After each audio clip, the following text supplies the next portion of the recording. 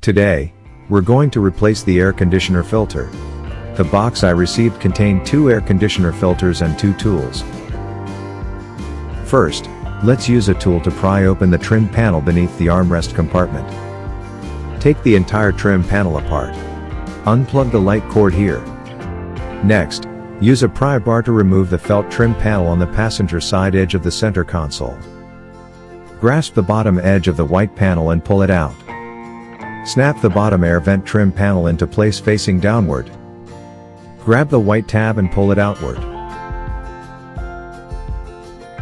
First pull the filter cartridge at the bottom upward. Then pull it out. Insert the new filter cartridge. When placing it in, you can press it up and down slightly. Snap the top of the white flap into place. Then press down on the bottom to secure it. Cover the 2 air vents. For the felt trim panel on the side of the center console, first align and snap in the clips near the bottom of the seat. Then align the entire panel with the holes and snap it into place. Plug it in. Align the cover plate with the holes. Install it, and secure it tightly. The replacement is complete.